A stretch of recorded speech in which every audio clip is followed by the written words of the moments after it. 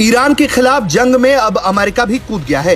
Israel के बाद अब अमेरिका ने ईरान के परमाणु ठिकानों पर हमला किया है। अमेरिका ने फोर्डो, नतांज और अफसान के न्यूक्लियर साइट्स पर हमला किया है। एक हवा बन गया था इसका कि यार इसको ना कोई छेड़ नहीं सकता। आज उस हवे को ये कर दिया अमेरिका ने। अब देखिए साहब, और इजरायली तो काफी समय से ये बोल ही रहे थे दोस्तों कि यार देखो, साफ सीधी बात है, वी ओन द स्काईज।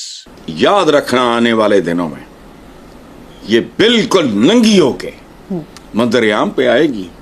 जैसे जैसे टेक्नोलॉजी की ताकत बढ़ती जाएगी, माइट इज राइट, खत्म।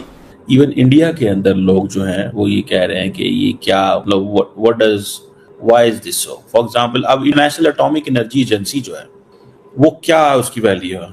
प्रेसिडेंट ट्रंप ने अमेरिकन से और पूरी दुनिया से एड्रेस करते हुए अपनी रिलेटिवली शॉर्ट स्पीच में बताया कि उन्होंने एक इंतहाई कामयाब हमला किया है।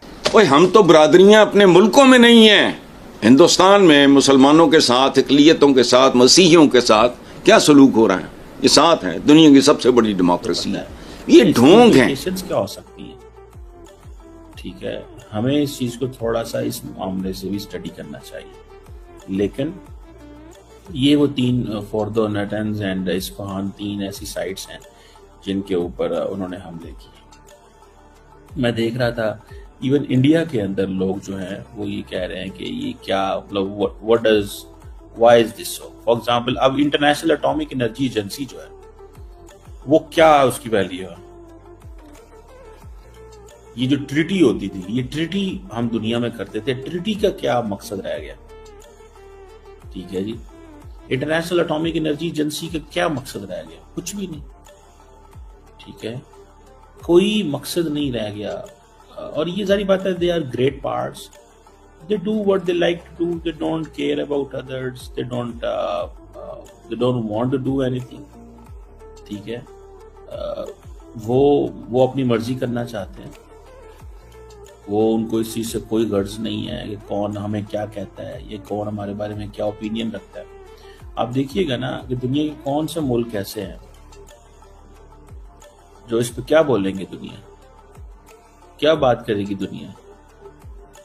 अब ईरान जो है वो हर रोज ही कहता है हमारा सब्र खत्म हो गया। ठीक है ना जी,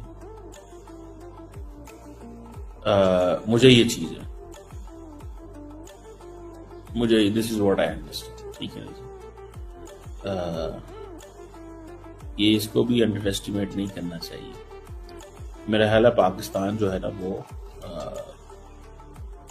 जो चीज समझ रहा था, सोच रहा था, वो it has changed a lot, things have changed a lot. और हमारी वो पोजीशन नहीं रही जो हम खित्ते के अंदर बैठ के देख रहे हैं कि क्या होगा और क्या नहीं होगा। इंटरनेशनल लॉ की कोई वैल्यू नहीं रही है। देखिए, इंटरनेशनल लॉ की क्या वैल्यू, जरा बताएं, इंटरनेशनल लॉ की क्या वैल्यू रहेगी जब कुछ कोई खास इम्पोर्टेंस पाकिस्तान की है कि जिसके ऊपर जो है वो पीस प्राइस वाले जो हैं डोनाल्ड ट्रंप को दे देंगे कि ये लीजिए जी, आप ईरान के ऊपर अटैक कीजिए, आप इजराइल के साथ मिलके ईरान को तबाह कर दीजिए। लेकिन ये कि और बाकी कितनी ही कंट्रीज ऐसी हैं जहां पर के